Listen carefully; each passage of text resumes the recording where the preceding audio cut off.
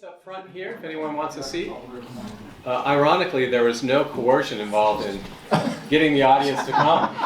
This is quite an audience. Thanks, Dan. Yeah. My name is Phillip Munoz. I'm the director of the Center for Citizenship and Constitutional Government, and it's my pleasure to welcome you to today's event. I have on one of our older vests. The center grew out of something that we still have called the Tocqueville program. Tocqueville program is what brought me here to Notre Dame, and at the heart of the Tocqueville program was and is questions on religion and public life. And so I thought I'd put my old vest on because today's event is exactly what the Tocqueville program was meant to do and what we still do through the center. Let me start with a few thank yous and then introduce our student who will introduce our speaker. Today's event is co-sponsored by the Nicholas Center for Ethics and Culture, Notre Dame Law School, and for the program on Church, State, and Society. And thank you especially to Professor Garnett, who directs the program of Church, State, and Society, who's with us, and to our friend Carter Sneed, the director of the Nicholas Center. My staff is just incredible, staff at the center, so I want to recognize them. Jen Smith, Soren Greffenstadt, Debbie O'Malley, and Mary Frances Myler. It's a big week for us. We have today's event, and then Wednesday we're actually facilitating an event at the law school. Robert Alt, the president of the Buckeye Institute, will be giving a talk at 12:30 on Wednesday on COVID, emergency power, and religious liberty. Another event right at the heart of the Tocqueville program. So that's on Wednesday at 12:30 at the law school, COVID, emergency power, and religious liberty. And then on Friday, we have one of our biggest events of the year. The center will be hosting Senator Tim Scott from South Carolina, just coincidentally the weekend of our Clemson football game. We'll be having a fireside chat with him on covering his new book and his politics. And the title of his book is called Redemption, an American Story. I just finished reading it myself. It's a really a great read and an interesting book. So come join us on Wednesday at the law school at 12:30. Friday's event is at 11 a.m. It's a little bit early. And it's in the Carey Auditorium. That's the auditorium connected to the library. If you want a seat, I'd advise you to get there early. I think that will be quite crowded. So Friday at 11 a.m. Senator Scott will be signing books beforehand. Starting I think at 10:30. Okay, as you know, we have a tradition here at the center. We have our student fellows introduce our speakers, and so I'm going to call to the podium here Corrinne Carlson. Corrinne is a senior. I think she was been a four-year fellow since her first year, a Con Studies minor, and she will introduce Professor Pink. Thank you.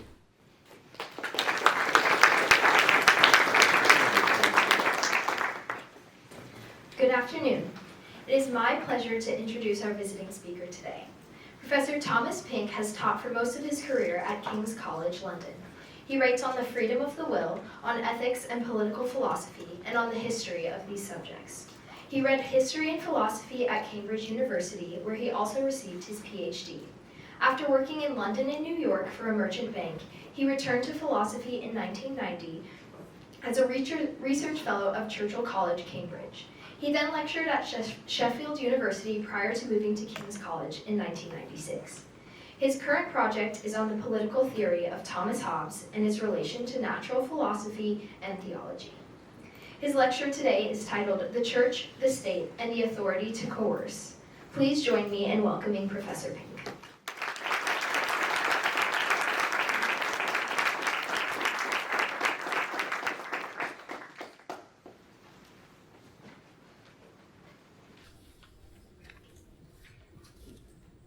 Thank you, Corrinne. Thank you, Philip. Thank you for all the institutions at Notre Dame that's been so kind to invite me. Last year, when Traditionis Custodes came out, they developed what is often very unedifying, a Twitter spat, social media, amongst irate and emotional people. And unlike a lot of Twitter spats, this one was not without interest. Supporters of Traditionis Custodes pointed out that you've really got to obey this one. And they gave reference to pastor aeternus. It is on our handout. Therefore, in relation to this, just down towards the bottom half of the first page, therefore, in relation to this juridical authority of the Pope, clergy and faithful of whatever right and dignity, both singly and collectively, are bound by a duty of hierarchical subordination and true obedience, not only in matters concerning faith and morals, but also in those which regard the discipline and government of the Church throughout the world. And if you thought you were going to criticise this document, don't, because that would be Protestant. The sentence of the Apostolic See, than which there is no higher authority, is not subject to revision by anyone, nor may anyone lawfully pass judgment thereupon. One keyboard ultramontane actually shoved up a copy of Pastor Aeternus with this passage underlined in green ink, which was helpful. But immediately this happened, there was a riposte. And the riposte is quite interesting because the riposte refers also to texts from the papalist tradition in Catholic theology.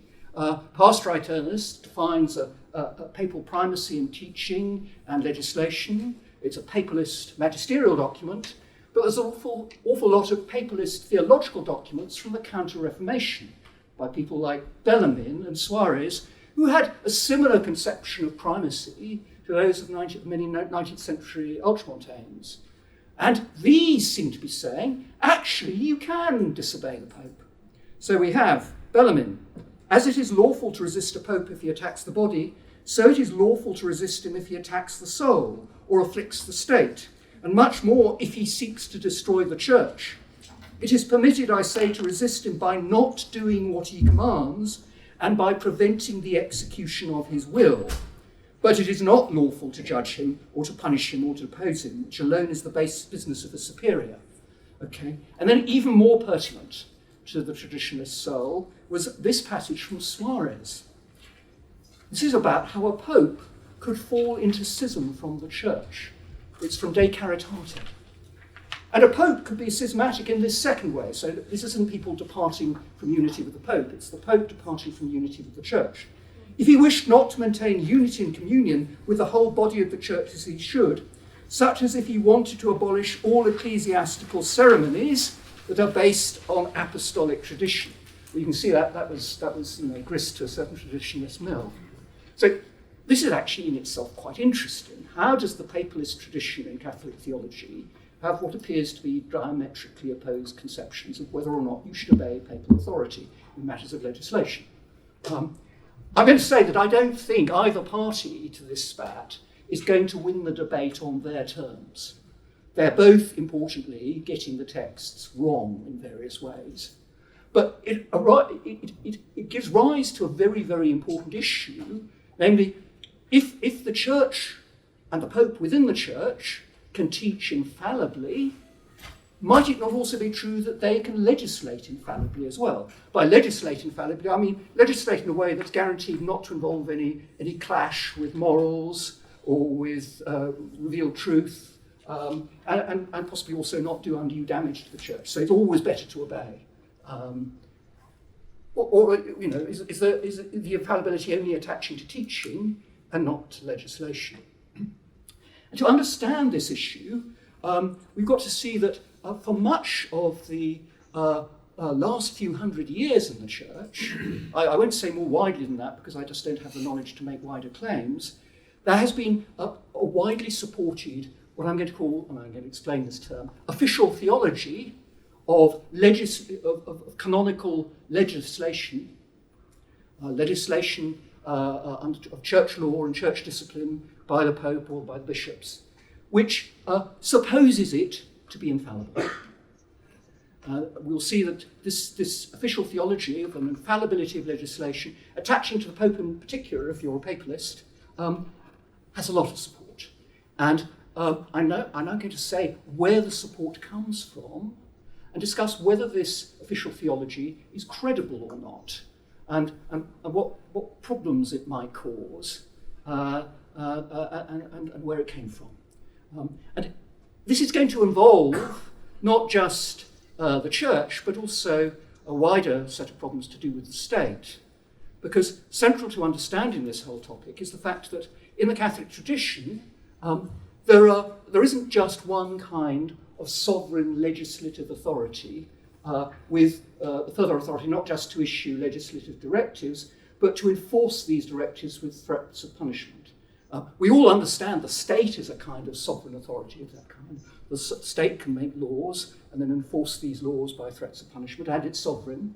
But for Catholics, as the quotation from Leo XIII at the very beginning of the handout reminds us, from Infallibility, a magisterial document not long after Pastor Aeternus, there are in fact two potestates on this earth, as he calls them. I use the word potestas for a sovereign legal authority that can make legal directives and then enforce those directives with threats of punishment, because I want to be neutral about whether we're talking about the church or the state, because it could be either.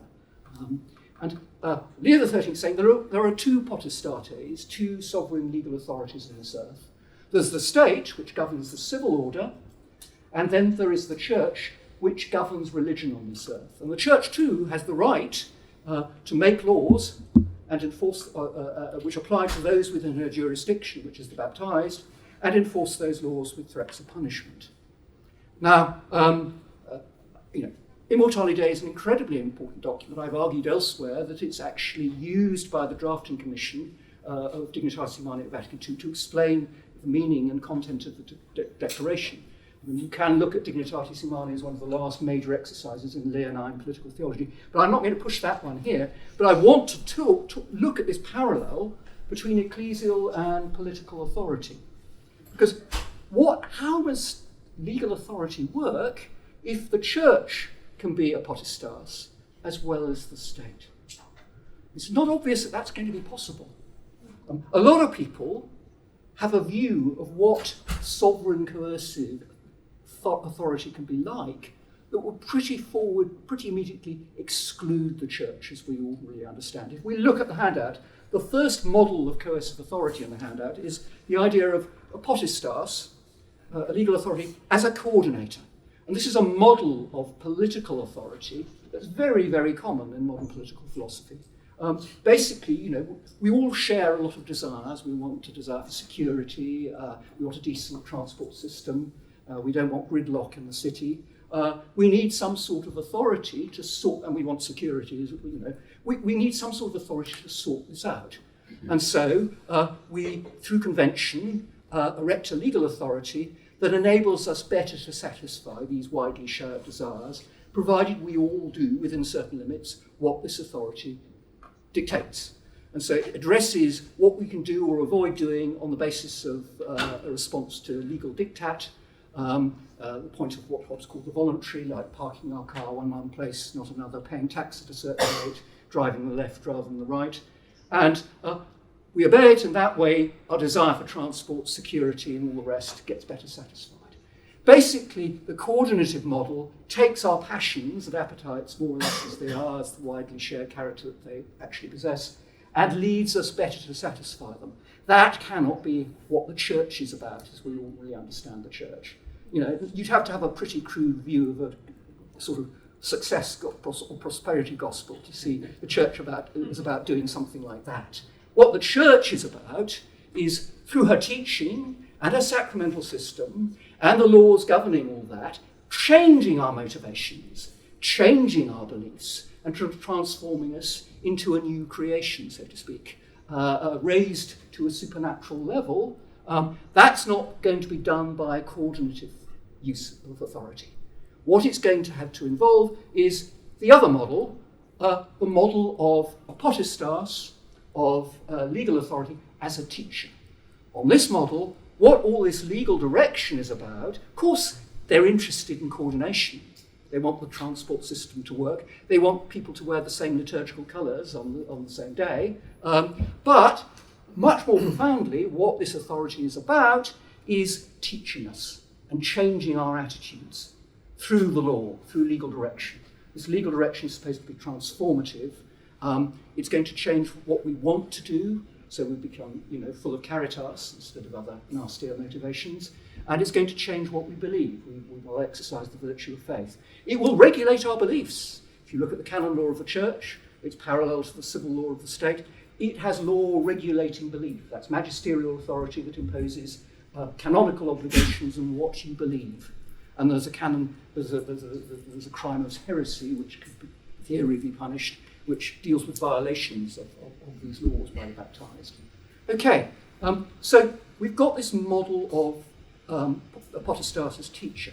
I think that actually this model is the best model for understanding political authority. States are not just coordinative mechanisms. They are in the teaching business. When states pass laws making things like theft illegal, those laws and the punishments that enforce them are about teaching everyone that property rights are really important. That's what the judge will say in the courtroom when he sends you down for 10 years for thieving whatever it was he thieved. I'm going to make this point very clear that your crime was morally very serious. So this legal structure is educative. But I'm not going to argue that further. What matters to us is if we look at the problem of the moral force of ecclesial legislation, of canon law, it's always discussed within the periods I'm going to be discussing, within the context of this teaching model of coercive authority. And that, of course, is going to start leading us into the idea that if the church is an infallible teacher, then she might also be an infallible legislator. It might work something like this. The church, unlike the state, the state I'm saying is a teacher, so is the church. But the state can be a fallible teacher. It can teach horrible things about family structure. Maybe some states are doing that at the moment. I won't argue that one. But the church is supposed to be an infallible teacher. And if she teaches through her legislation, mustn't that mean that the legislation is going to be infallible too? And we're going to come back to this line of thought again and again in various passages. So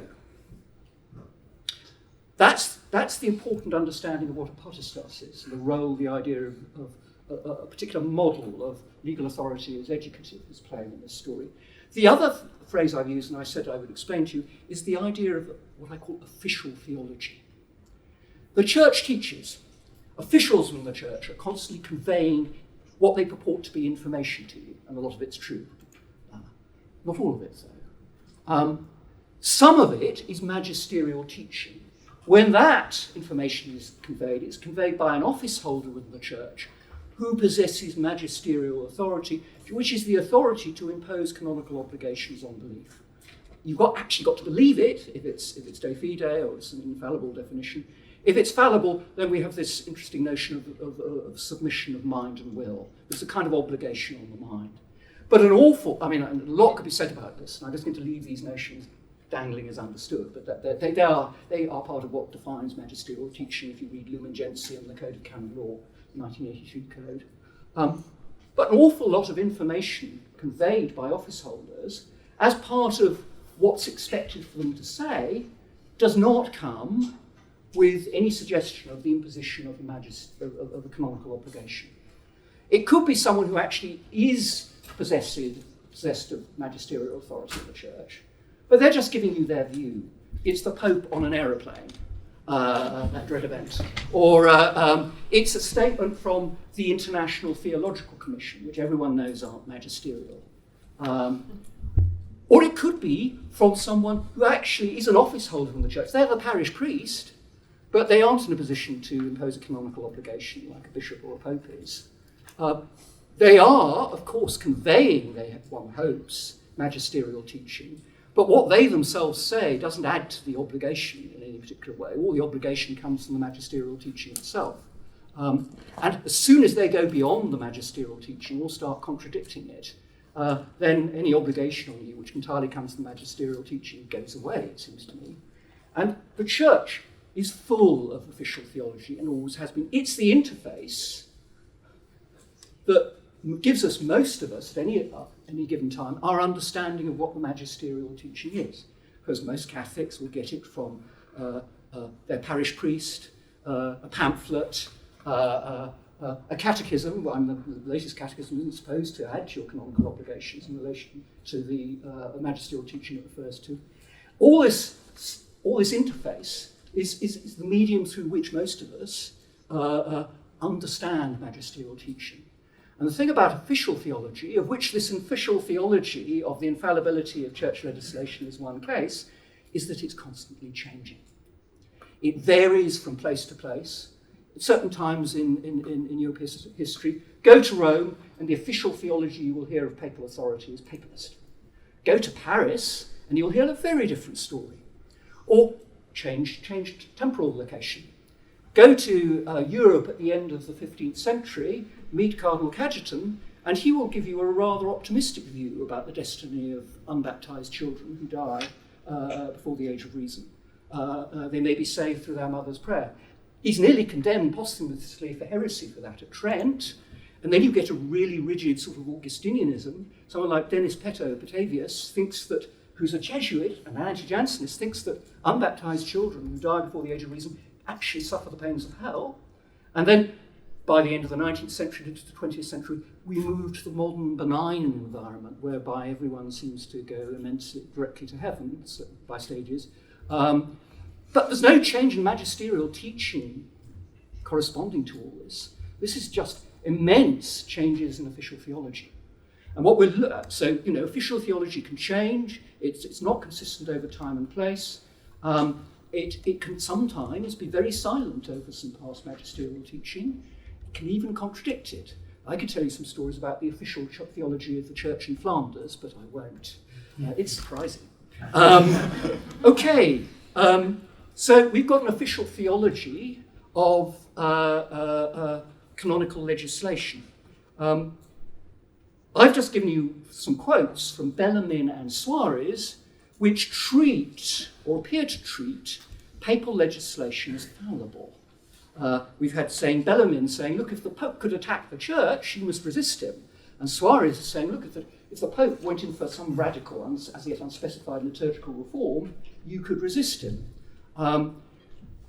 Clearly what's going on here is an acknowledgement of at least of a notional possibility of canonical legislation going wrong.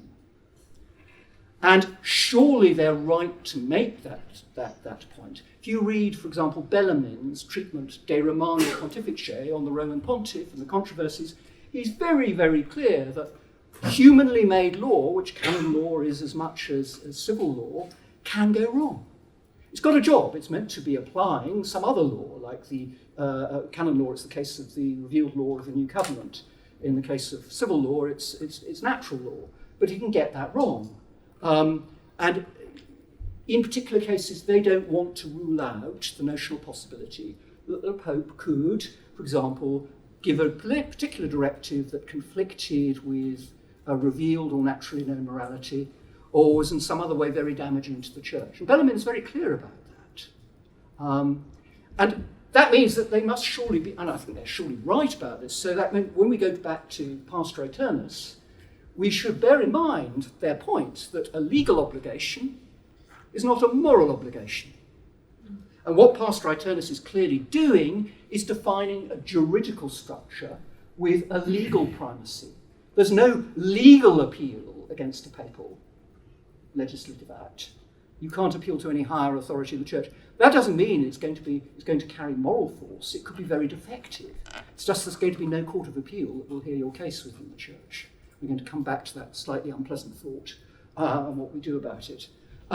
Okay, so that's surely right. And if we look at Newman, if we go to page 2 of the handout, shortly after the Vatican Council, Newman writes a very famous letter addressed to the Duke of Norfolk, and he makes the point that Pastor Aeternus, though it defines both a papal primacy in teaching and a papal primacy in legislation, is not defining papal infallibility in legislation.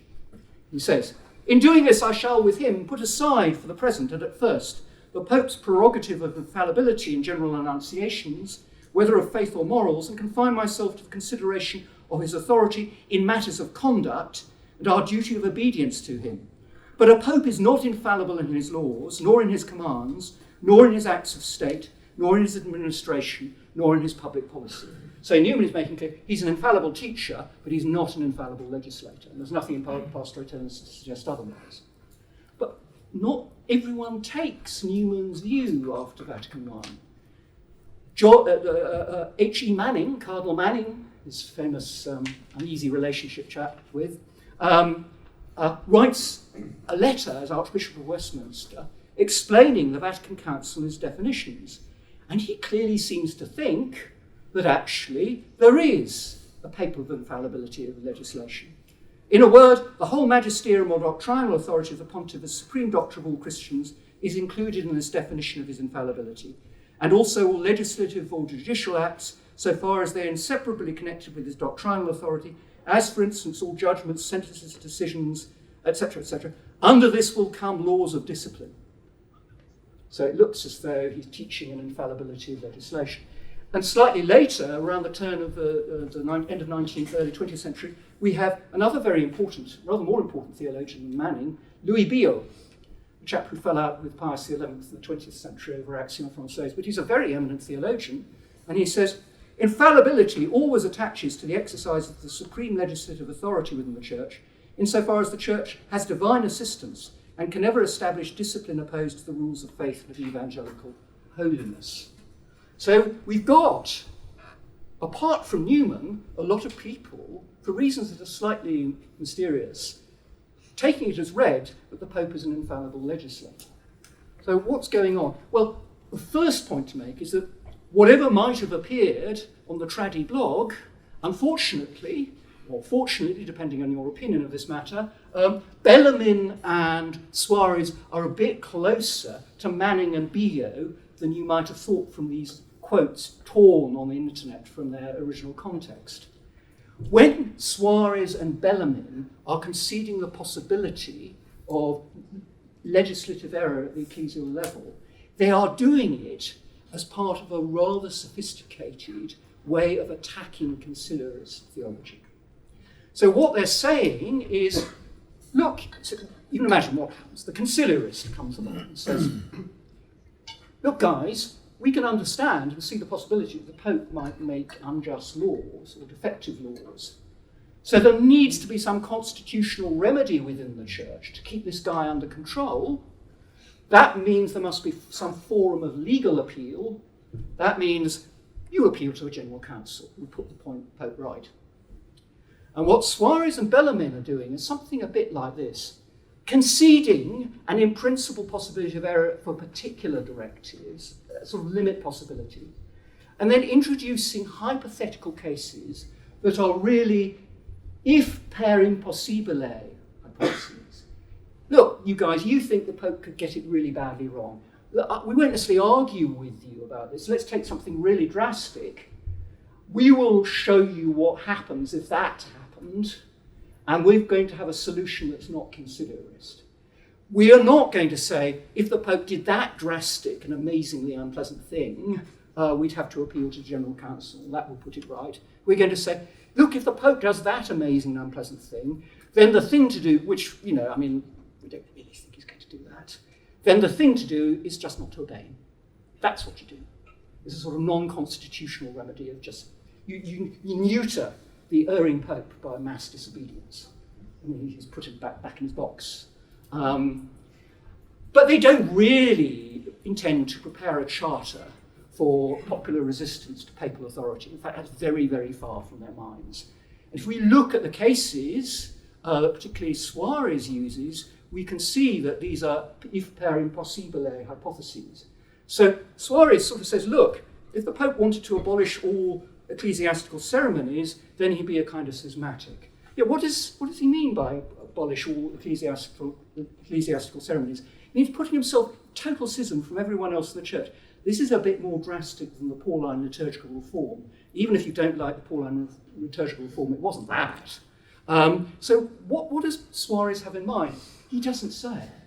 But he refers to Juan de Torquemada, a pre-Tridentine sort of papalist, who actually runs the same line of argument. And Torquemada does give examples. They're really drastic. This is a pope who abolishes the sign of the cross and all liturgical vestments, abolishes all forms of liturgy that are identifiably Christian. And so what they're doing is he's making a point about the papacy as being central to the unity of the Church by saying, if a papacy went this wrong, then of course he'd be destroying, he'd be utterly dysfunctional as a principle of unity in the church, so would be in a way schismatic. But he doesn't mean that this is a real possibility.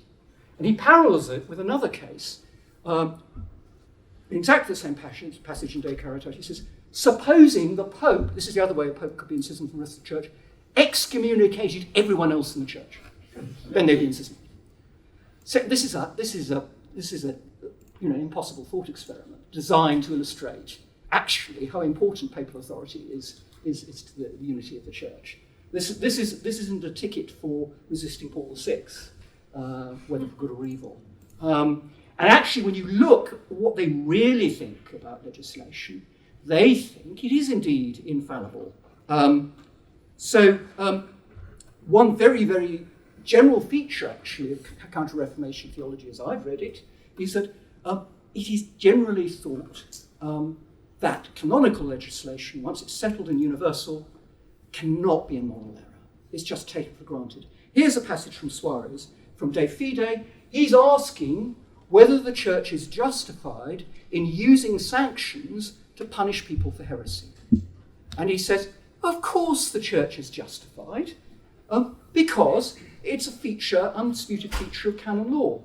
Secondly, I prove the claim from the custom of the church. For the whole church makes use of an authority to do this, an authority that has been so employed since ancient times. But the whole church cannot err in moral questions and in matters pertaining to religion and justice. It is in itself quite unbelievable that the church usurped this authority tyrannically without legitimate title. So he's not referring to some magisterial teaching, the sort we would understand as such. He's referring to the canonical law of the church, its settled character, and its universal character. If you look at Trent, when they're debating what anathematizing canons to impose against Protestants and other heretics, in many cases what they will do is appeal not to some previous magisterial teaching, as we would under purely doctrinal teaching. They will appeal to canonical procedures that the Protestant proposal is violating. I've done a lot of work on the condemnation of Erasmus, who thought that the church shouldn't coerce people back into fidelity if they were baptized but wanted to leave the church. And they argue for the condemnation of Erasmus, largely at Trent by appeal to Toledo IV, which provides for such coercion of baptized heretics back into fidelity, a Visigothic council from the early Middle Ages. And there's no debate about this because it's part of the Gratian's Decretum and it's part of the standard canonical authorities relied upon in the church. So, again, Bellarmine says, here we come, the real Bellarmine, what Bellarmine really thinks. The Supreme Pontiff not only cannot err in doctrines of the faith, but nor can he err in moral directives which are given for the whole church, and which are concerned with matters necessary to salvation or what is per se good or bad. So the Pontiff cannot direct to what is vicious, such as usury, or direct what is now contrary to salvation, the practice of circumcision, or forbid what is necessary to salvation, the practice of baptism. But, he concedes, it is not absurd to say he could direct what is neither good nor bad in itself, nor in itself contrary to salvation, but simply useless. But clearly, even if he does that, even if it's defective in some other way, it's not going to be that bad. But it is not for subjects to debate this issue, but only to obey. So the real Bellarmine is now coming out. This is infallible, or if not infallible, so in some sense we yet to come to guaranteed that the only thing to do is to stifle your objections and do what you're told. Okay. This insouciance on the part of Bellarmine might be a little optimistic. I'm going to say some doubts about it later on. But I just want to look now at why we might believe this theory of the infallibility of the church as a legislator. And clearly, as I've already said, one way of coming to it will be as part of an argument for the infallibility of the church as a teacher, through this model of legislative authority as educative. And we find this in a very interesting passage, but you can find it all around a lot of Counter-Reformation theology. This is Melchior Cano, that very, very influential theologian, De Locis Theologicis, which comes around out in around 1563 and is very influential into the 19th century. You should look at the section of the Dictionnaire de Theologie Catholique on Cano. It's very large. And he says, then the church cannot define something to be a vice, that is morally good, or to be virtuous, what is morally bad. Therefore, in the law which she makes, the church cannot approve something that is contrary to the gospel or to reason. For which reason, just as a council cannot put forward falsehoods to people as to what they are to believe, so it cannot put forward evil as to be done. Why might that be true? Well, look, supposing I tell you, do X, and we use this educative conception of law. In telling you to do X, plausibly I'm communicating the thought to you that doing X is at least not bad. It's at least okay. Otherwise, me is with all this moral authority, why am I telling you to do X? Okay. And of course, if I'm an infallible teacher, I can't then tell you to do X, that X is actually morally wrong, because then I'd be failing to teach infallibly. That, I think, is the pattern of thought going on through these people. But the distinction between magisterial teaching and official theology tells us how this one goes wrong. Remember, church teaching is only preserved from error if it's actually magisterial teaching, if it's imposing some sort of canonical obligation on the mind. Now, as ecclesial authority telling you to do X, I might be conveying the thought to you that doing X is okay, but I'm not ipso facto imposing a canonical obligation on you to believe that doing X is all right. The canonical obligation I'm imposing on you is simply to do X. I'm just leaving you with the impression, without any further exercise of canonical authority, that doing X is all right. So I could be completely wrong about doing X being all right.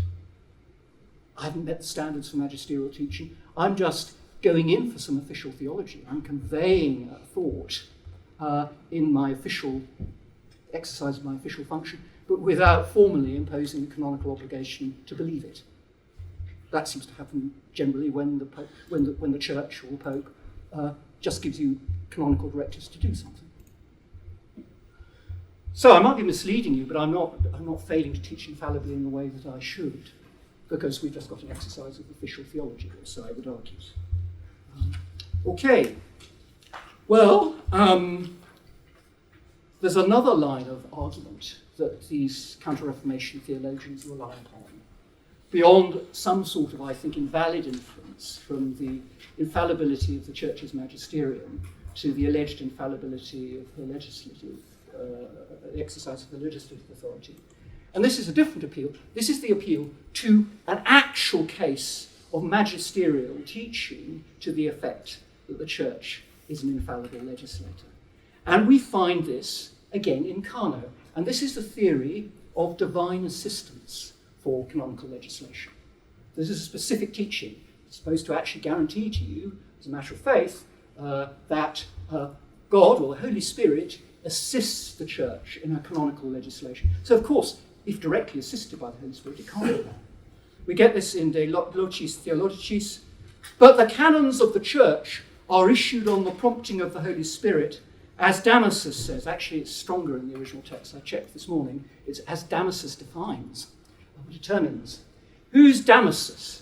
He's Damasus the First. And this is from a passage in the doctrinal part of the corpus of canon law, Gratian's Decretum. And this follows. Gratian's Decretum, the oldest part of the corpus of canon law, we read, Pope Damasus is writing a letter at the end of the 4th century to another very famous prelate, Aurelius, Bishop of Carthage. And he's saying, those who voluntarily breach the canons are harshly judged by the Holy Fathers and condemned by the Holy Spirit at whose prompting they are issued, since someone who shamelessly does or speaks something against the same canons, when not compelled by necessity to do so, but acting freely, or who freely consents to others willingly so doing, is rightly seen to be blaspheming against the Holy Spirit. Such presumption is clearly of one kind with blasphemy against the Holy Spirit, since, as we have already said, they are acting against him at whose prompting and by whose grace the holy canons are issued. Wow, this is really convincing. Now we know we need to obey the canonical legislation of the Church because the Holy Spirit has prompted it directly. Okay, the problem with this one, though it's not unpopular in a certain period, is Pope Damasus is a forgery. This is from the false decretals of Pseudo-Isidore, a collection of faked ecclesiastical decrees from the early popes that seems to have originated in 9th century France, possibly, scholars debated, to support the case of somebody, Ebbo, Archbishop of Reims, who'd been deposed by a Carolingian ruler.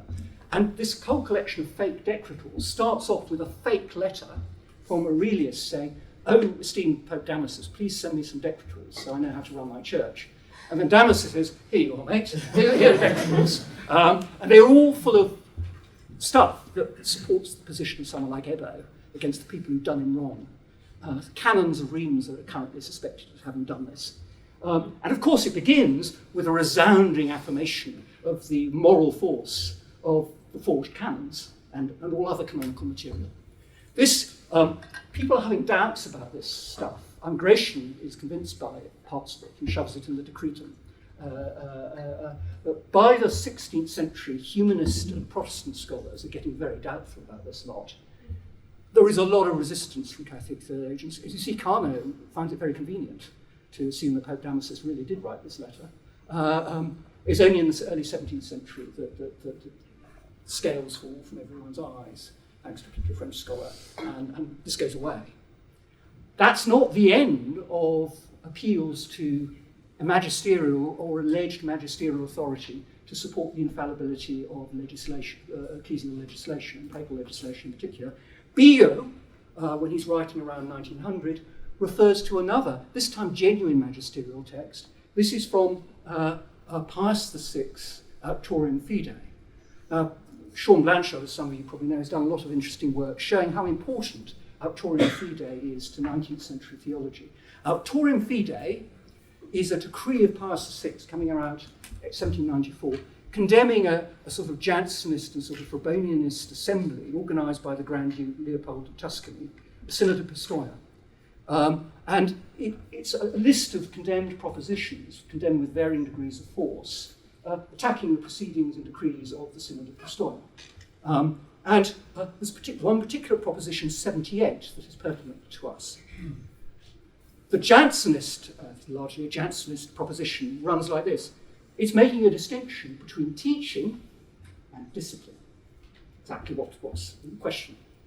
That which pertains to faith and to the essence of religion must be distinguished from that which is proper to discipline.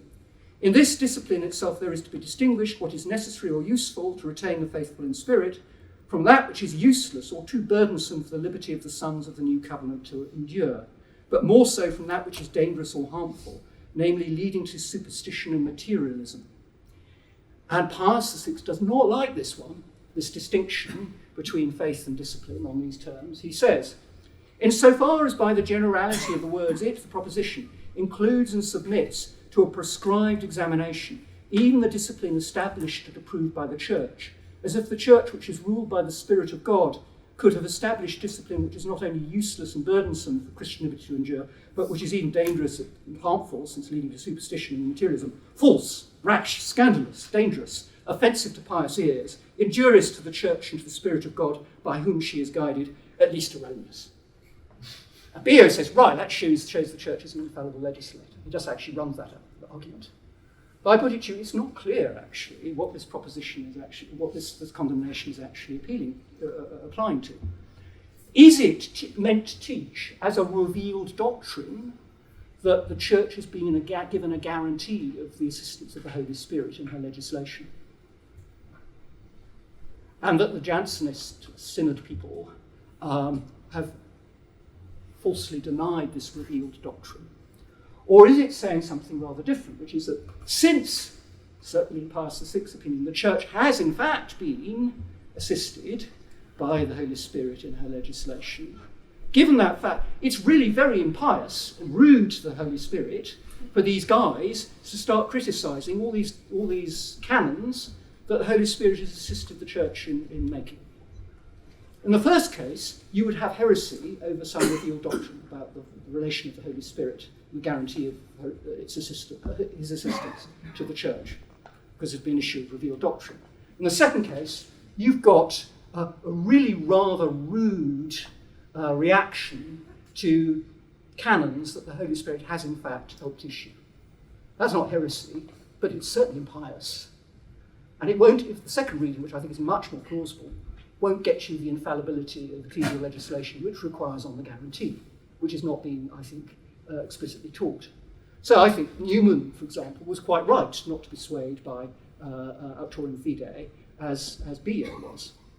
If we look in the 20th century, we get, after the Second Vatican Council, a curious sort of reminiscence of all this stuff. There's both the argument from the Church's teacher and her infallibility as teacher to her infallibility as legislator, and also gestures to the idea of assistance in the Congregation of the Doctrine of the Faith's document Donum Veritatis on the ecclesial vocation of the theologian, that's what it was, which it addresses the moral authority of ecclesial legislation. It's quite an interesting, slightly fudgy little passage. All acts of the magisterium derive from the same source, that is, from Christ, who desires that his people walk in the entire truth. So we've got a reference to the Church's teacher. For this same reason, magisterial decisions in matters of discipline, even if they are not guaranteed by the charism of infallibility, so Billot and Manning, tough, we're not going to push your line anymore, are not without divine assistance and call for the adherence of the faithful.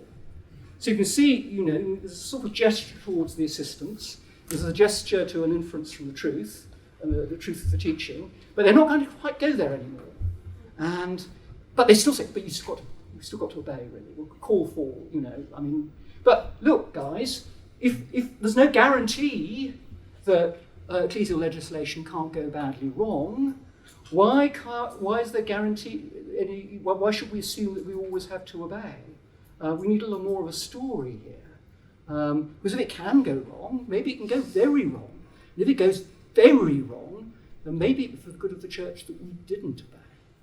So how are we going to sort this? Well, one way of resolving this question is to look at history. Let's look at what legislation the church has actually passed that meets something like Cardinal Bellarmine's or Billot's sort of conditions for infallibility, or if not actually infallible, it's still obviously safer to obey rather than disobey, because God will see you right and it won't be that bad.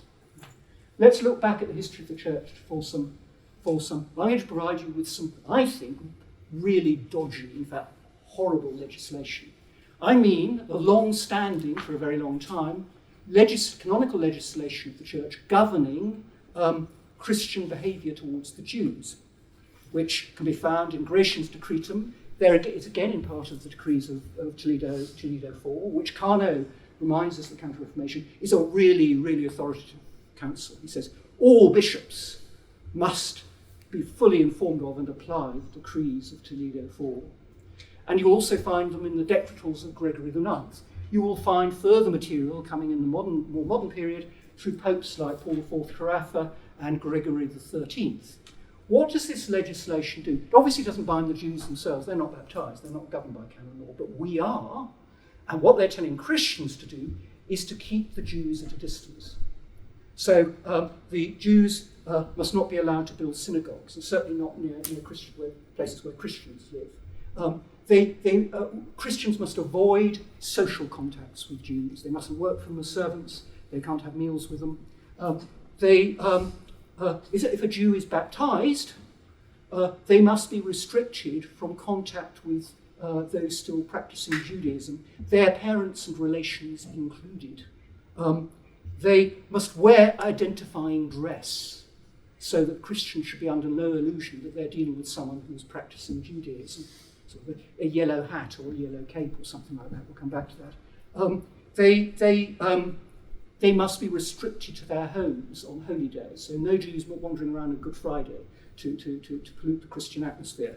So what is all this legislation doing? It is not, emphatically not, about forcing Jewish conversion, because that was really off. You can't coerce the faith of the unbaptized. What it's about is keeping Jews at a distance so that they don't infect the Christian community with their unbelief and their superstition. And what this policy is doing is prioritising keeping Christians free of false belief over what I would have thought is the true mission of the church, because I'm old-fashioned enough to think that the church has a mission to convert the Jews as well as the Gentiles, prioritising keeping the Jews at arm's length over any form of interaction with them or fellowship with them that would actually make Christianity at all attractive. Because what all these regulations breathe is fear and contempt. And when you actually did get around, oh, well, we do have a mission to the Jews, what do? You use force to keep them at a distance. You use force then not to convert them, but to force them to hear the gospel. And so once you get to the limit of this sort of keep them at a distance, which is Paul IV's ghettoization of the Jews in Rome, you then have Gregory XIII's compulsory conversionary sermons. They're not being forced to convert, but they are being forced to hear the gospel. So if you read Sancta Mater Ecclesia, which is Gregory XIII's bull of 1584, which addresses the entire church, so this is law for the entire church, it imposes on all prelates the duty, wherever there is a synagogue large enough to have a Jewish congregation, to force Jews, with the help of the secular power, to attend a conversionary sermon on the afternoon of the Jewish Sabbath. It calls on all Christian rulers to aid in this, and it imposes excommunication on any baptized Christian that in any way impedes this. You can see what's happened. You force the Jews out, then to missionize them, you have to force them back in again. It's gruesome. And, I mean, the conversionary sermons go on. They stop with the French Revolution. They're started again by Leo XII, and they only end with Pius IX. Now, what this is I think, law that is immensely damaging to the church because it deeply compromised the idea that the church has a mission to Jew and Gentile alike. You can't talk about the mission to the Jews in the modern church because it's just, you look as though you're some rad-trad or something or other. Read the New Testament, it's central. But you can see why this has happened. We've got loads of guilt about this atrocious canon law, which went on for centuries. What's going on, I think, is this. Canon law can clearly go very wrong. It can go wrong in ways that are damaging to the mission of the church, and I think also directly violate morality. I think that these laws violated the duty of charity to the Jewish people in a very, very fundamental way. They meet all the criteria for Bellarmine's infallibility of legislation. They're certainly, and if they didn't do that, they're certainly immensely damaging in a way that merely useless, rather understates. So it can happen. But then this brings us back to my original problem, or one of the original features of this discussion of the papalist theologians of the Counter-Reformation. What happens when canonical legislation goes very seriously wrong? Well, one thing past Triturnus shows, there's no legal appeal against it. You can't, go to some bishop or set of bishops and say, put this guy right, this is dreadful. No one has the competence legally to do that. So what do you do? Well, of course, by this stage, we might well think that the moral obligation to obey in every case is much less forceful than Suarez and Bellarmine clearly thought.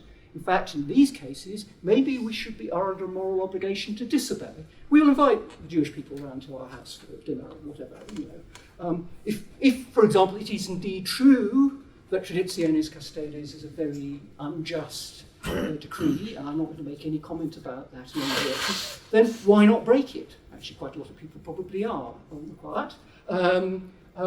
But the problem with disobedience, one, is that you're not going to get any legal back. There's no provision for it. And unless you get the cooperation of the bishops, you're going, especially as a priest, to end up in a hard place rather fast. And the fact that you might have moral justification for disobeying isn't going to guarantee episcopal assistance. We all know enough about the politics of bishops to know that. So what do you do? Well, I think in the end, the lesson of all this is that the mistake the conciliarists were making was to suppose that what we need when we have an erring pope or an erring canonical authority in general, what we need is some procedural block. That's what the General Council stuff is all right. We activate some procedure to stop this guy of a constitutional variety. Your law hasn't met the conditions and this legal authority will put it right. But if the church is founded on truth, actually remedies shouldn't be procedural. Remedies should appeal to truth. Because what happens when you get bad canonical legislation is it generally reflects bad official theology. a bad official theology of Judaism, for example. Or it might be a bad, if there is such a thing, a bad official theology of the liturgy, newly invented in the 20th century or something like that. Who knows? This is just, hypothesis. And what you do is, look guys, unless you give me some clear magisterial teaching, preferably infallible, but at any rate, some clear magisterial teaching, I'm going to treat this as official theology, which has no canonical authority over me, and I'm going to challenge it through theological argument. That's the way to do it.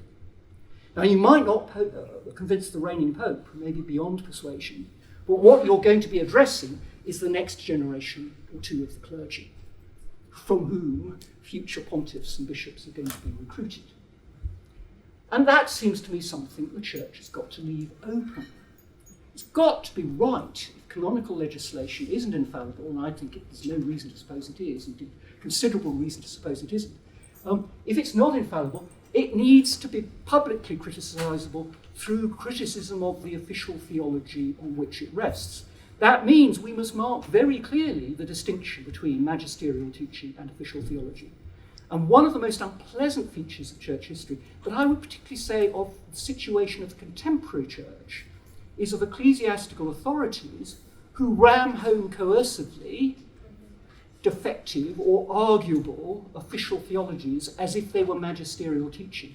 So, the tradies can't have their mass because they dare to argue that their mass is better. Well, the progressives in the 50s argued their mass was better. What's sauce for the goose is sauce for the gander. It doesn't seem to me any compelling magisterial teaching in either direction. You can't punish people for putting forward a theological point of view. And you can't just say, look, we've got a law, you must obey it. Paul IV Carafa had a law for the Jews. I don't think we morally had to obey that in the time. So I think the solution to this is to see that papal primacy actually has to be understood as committing to the church, not to procedural remedies for error at the level of the church, but for open discussion and ascertainment of the truth. But for that to be possible, what you need is a culture of ecclesial tolerance of disagreement with official theology and a greater respect for the distinction between official theology and magisterial teaching than you generally get in the modern church. And that I'll stop.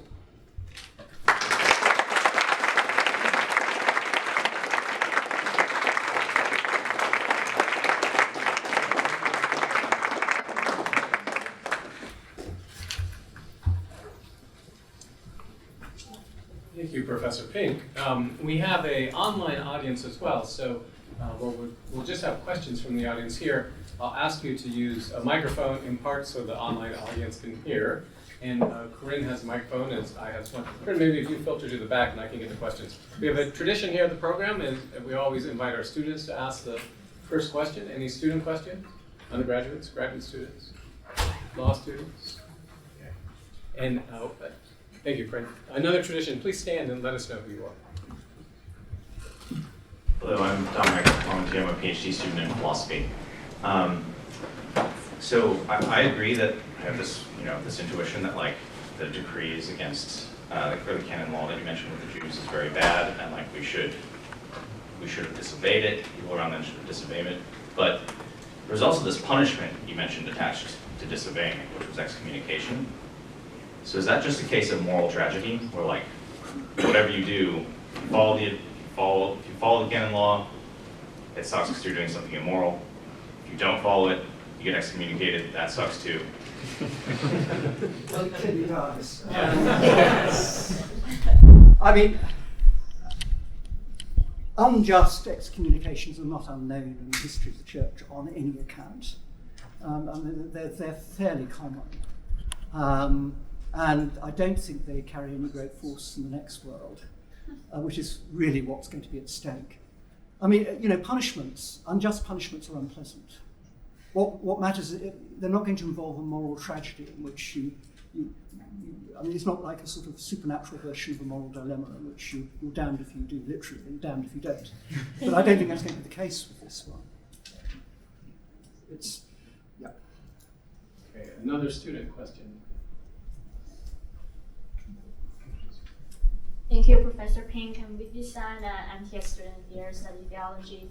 I wrote my senior thesis on St. Robert Bellarmine, and from my understanding of the papacy, it seems like Bellarmine distinguished the private person of Pope and the official office of the papacy. And he tried to guarantee that there's no organization or authority in the church can negate or impute the authority of the papacy. So by your discussion on the legislation, how do we guarantee the supremacy of papacy, especially for the office? Thanks. Yeah. Well, it's a legal primacy. So what we're talking about is not private areas of the Pope, a level of telling people what to do, like giving an unwise instruction to one of the staff of mourning that creates trouble. We're talking about public acts of the Pope, imposing discipline. And what Bellarmine's argument is that there's clearly a legal primacy. So there is no superior authority to which you can appeal legally. But that doesn't mean that it's morally beyond question.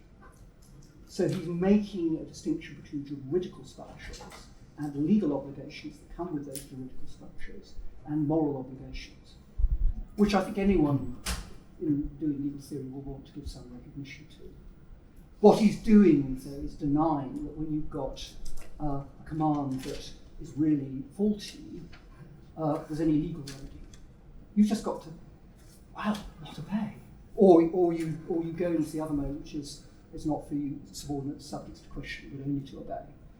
And I think the disobey and disobedience line is more hypothetical and more used to silence the conservatives by saying, look, there is at least a notional solution, even if we don't have a jury to have authority.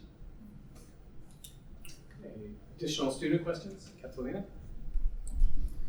Thank you so much. My name is Catalina. I'm an undergraduate here. So you touched briefly on this tension between the Novus Ordo and the traditional Latin Mass. So I was wondering how you think we should view this really current conflict in light of official theology or canonical legislation. Well, I'm wanting to be neutral. But look, it strikes me as very odd. I was talking to a journalist who should be nameless, who'd been having a discussion with Cardinal Roach and various people in a certain dicastery. And they were sort of really treating it as if it was a kind of doctrinal matter. But it's very hard to believe that as part of the original revelation, there was a revelation about what forms of liturgy are appropriate to what cultural situations. And so the progressive argument was always that whilst the rite of what they call Trent was okay for Trent, it's not appropriate to modern conditions. And they were all already saying that in the 40s and 50s. That doesn't seem to be a matter of revelation. What you might have had, of course, is a revelation that at all times the liturgy of the church would be appropriate to cultural conditions. But the progressives can't actually say that because they were saying in the 1950s that the then liturgy of the church was not appropriate to current conditions. So they're rather hoist on that one. So this looks like a clear case of a field of official theology, where authoritative magisterial teaching is going to be hard to get by. And what you've got is a lot of well, I mean, I think there's a lot of traditionalist error of a similar kind in the other direction, because I don't think that the traditional liturgy is laid up in heaven as a matter of revelation either. I think what you've got is a very complex situation of changing official theology concerning the liturgy, which requires a fair degree of liberalism in provision, just because it is so difficult, and a fair tolerance of disagreement. I don't see why that should be so hard. But that's my view. May I follow up on that?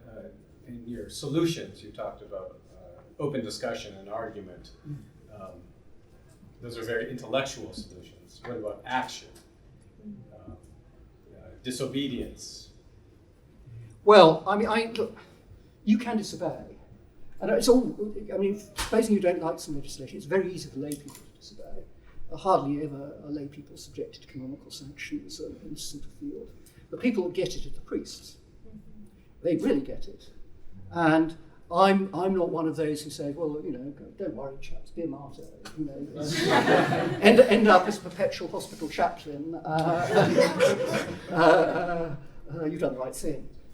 I think actually, when you get situations like this, in the long term, the only solution is through theological discussion, because everything else is going to get very problematic.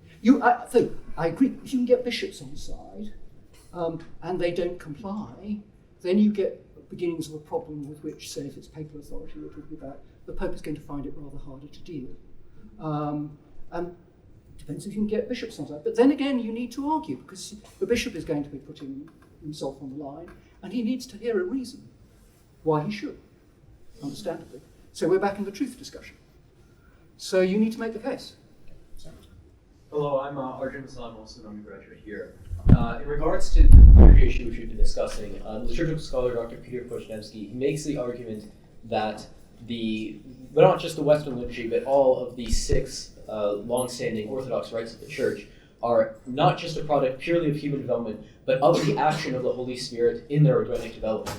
And so he thus eventually makes the argument, perhaps quite controversially, that what we see in the Tridentine liturgy is a kind of, not peak, but at least asymptote, we could say, of liturgical development. And so we see liturgical development slowing over time, and the act and working of the Holy Spirit preserving the traditional rites and prayers. So with this in mind, maybe not saying that liturgy is direct revelation, but that it is still guided by the Holy Spirit in the same way we might say the Magisterium is guided, or that the development of doctrine is guided. Well, what implications does this have theoretically? Well, I know Peter and I have a lot of respect for him.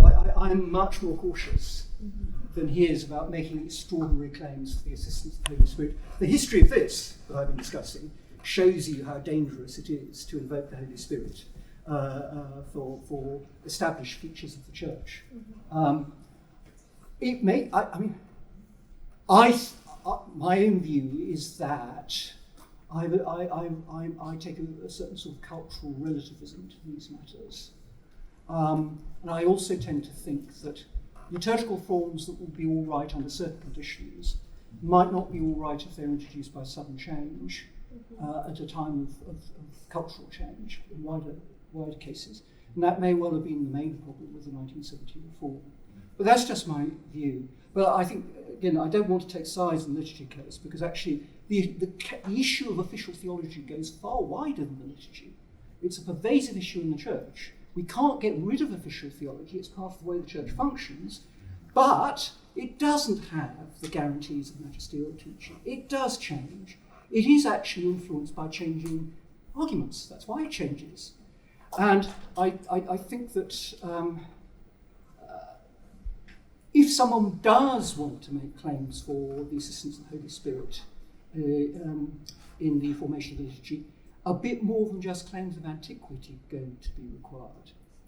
After all, the legislation concerning the Jews goes back to Toledo IV. That's a long time ago, before the Arab invasions of Spain. So, be careful. I mean, a lot of liturgy is about that as well. Professor, thank you for your splendid lecture. It was really thought-provoking. I just wanted to make a statement and then ask a question related perhaps to both. I think it's important that you point out tolerance for disagreement, and it seems that our whole culture is no longer used to it. Catholicism has probably not cultivated it also over the last 150 years, but there is a long-standing tradition about that. I was thinking of canonical legislation that has just silently been ignored. For example, the imposition of the cloister on certain religious orders, and Mother Abbess says that's not now a tradition. We just wait for the next pope. So I think that's certainly a tradition to be retrieved possibly. But I want to ask you about something related to revelation, since you pointed to that in the last part, and theologians and church leaders invoking the Holy Spirit. One of the dangers I see right now is very often the equation of the signs of times as a separate or as a new source of revelation. I don't know if you want to say something about that. Ah, yes. Well, this seems to be part of the official theology of the Church in Flanders, which I was referring to. By the way, the early points you made, I entirely agree.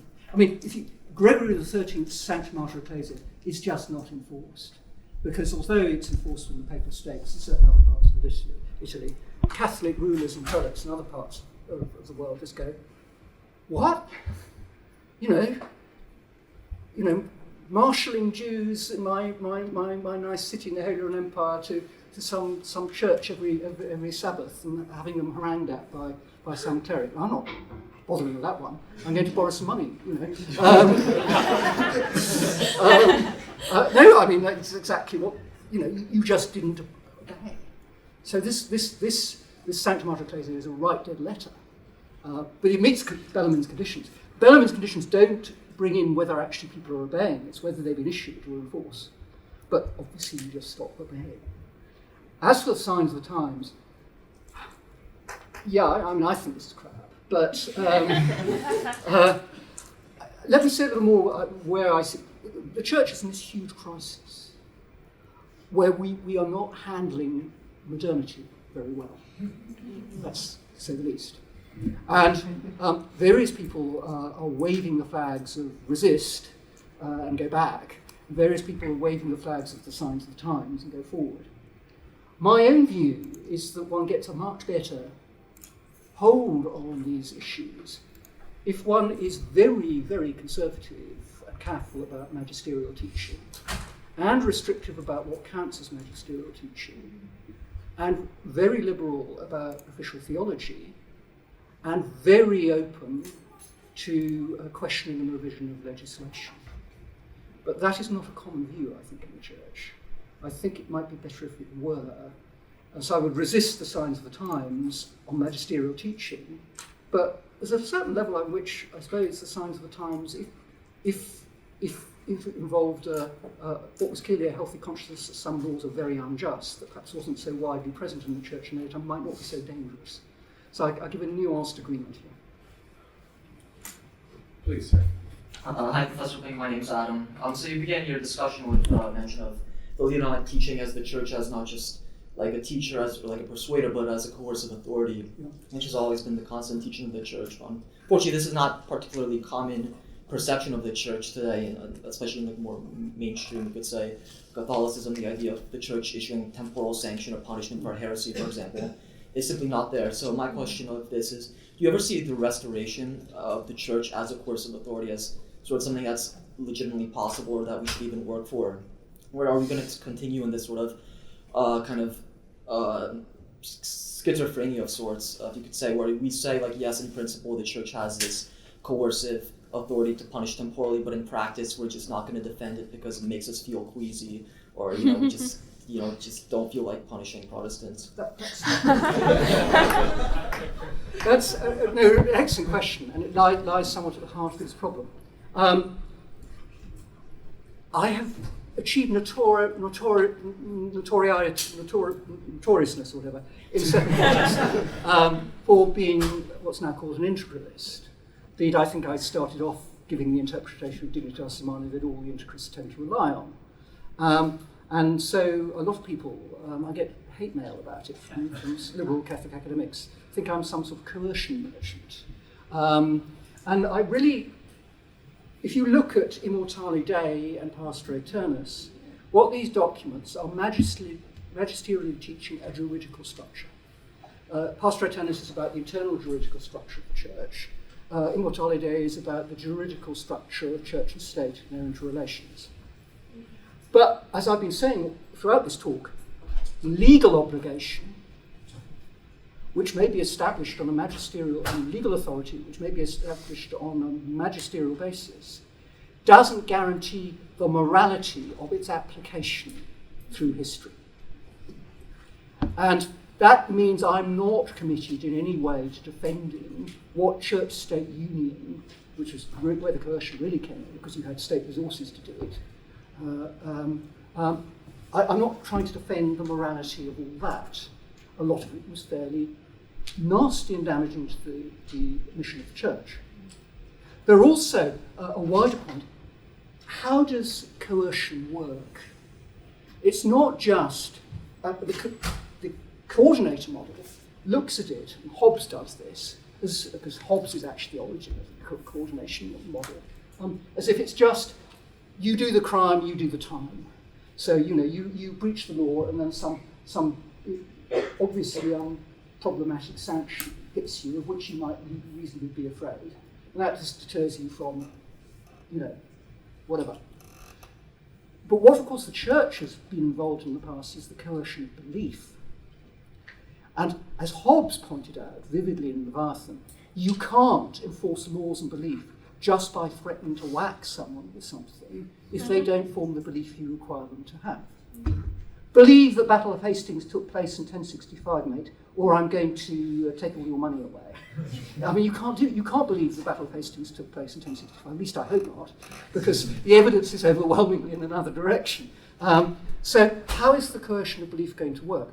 Well, basically, the coercive authority has got to be a kind of epistemic authority. And its say-so must carry epistemic weight with you as a kind of witness. And what the threats of sanctions are doing are asserting the importance of the witness, particularly the importance of the witness to the good of the community that authority is serving. And it's only going to work with you if you do understand the authority as a convincing witness, particularly in the connection with its starting to impose sanctions, and if you disregard it. That requires quite special social conditions. It requires a great deal more respect for ecclesiastical authority than is current in our culture. You could get it to work in 17th century Bohemia, where you'd have a huge amount of epistemic authority enjoyed both by the church, but especially by the Habsburg dynasty, which was assisting the church. So very, very important how the Habsburgs managed to re-Catholicize Bohemia. It's through the authority of the dynasty, which was seen as having been betrayed by those Calvinist nobles that had booted the Habsburg dynasty for the Elector Palatine. That world is not ours. So I don't think it's possible for the church to go around in her current condition threatening people with sanctions if they don't form certain beliefs. Maybe there are special contexts will work, but it won't work generally. The church, again, has to argue her standing as a witness. And one of the very, very shocking features of the current state of the church is that she is, to a large proportion of the world, a far less convincing witness than she was 50 to 100 years ago. And that's the problem that needs to be dealt with. I have to confess, we did advertise this talk as come see a real live internalist.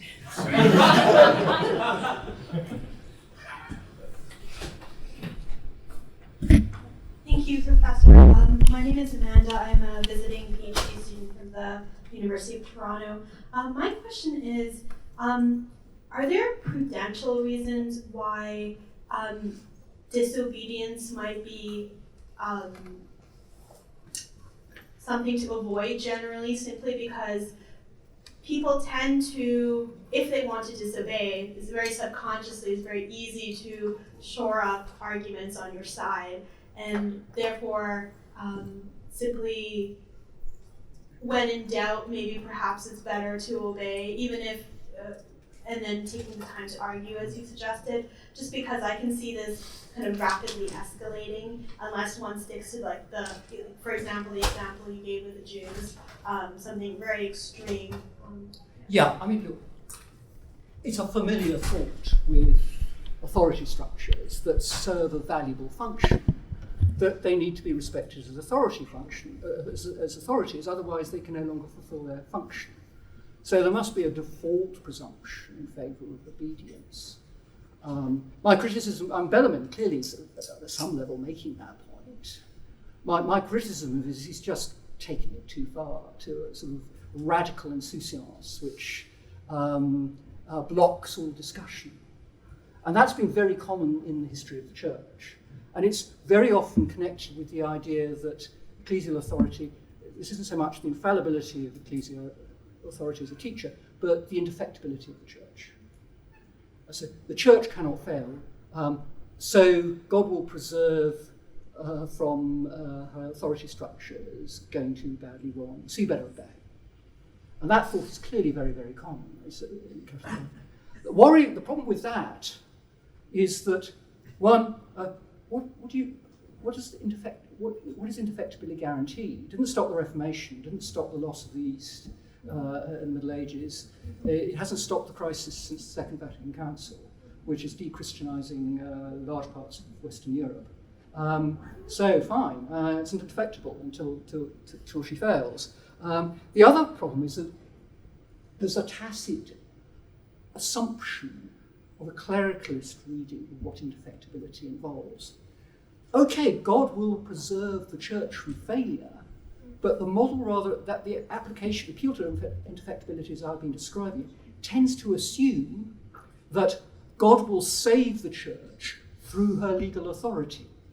But that may be true a lot of the time, but maybe God will permit, in certain cases, the legal authority to go very badly wrong, and then God will save the church through disobedience and resistance to the ecclesiastical authority, or non-compliance, as I think actually happened quite to a fair degree with the legislation concerning the Jews, as I was agreeing with Ulrich.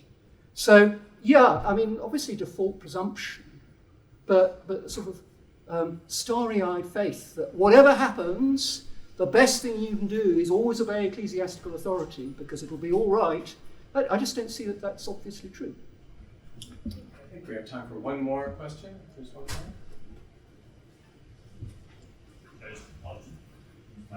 more. No, we need the microphone. Okay, thank you so much. I guess my question is... Please introduce yourself. Oh, I'm Leo. I'm a law school student.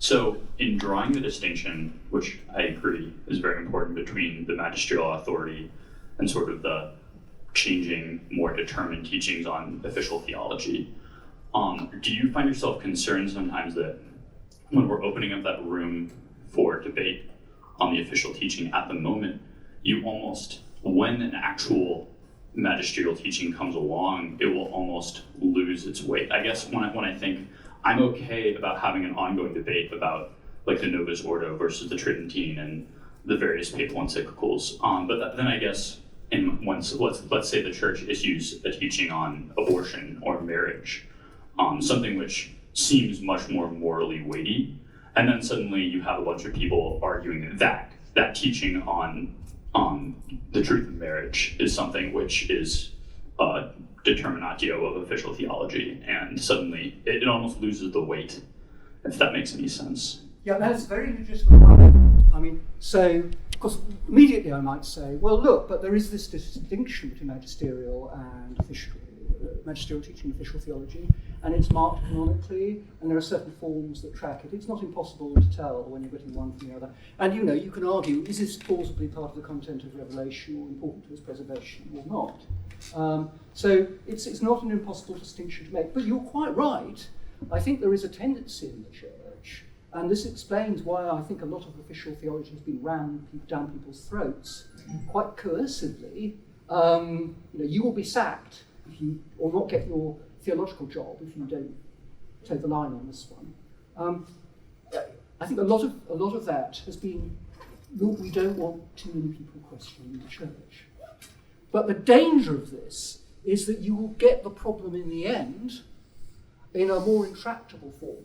Because if you don't let official theology appear as clearly that, you will then get people pointing out, as a certain sort of liberal Catholic loves to do, the church always changes her teaching. And make lots of claims to how the church once taught this, and now she teaches that, like to do with limbo, etc., which look worrying and very plausible until you realise actually they're looking at official theology. And if you haven't made the distinction between magisterial teaching and official theology, you can't make that reply. And the books exist, loads of them.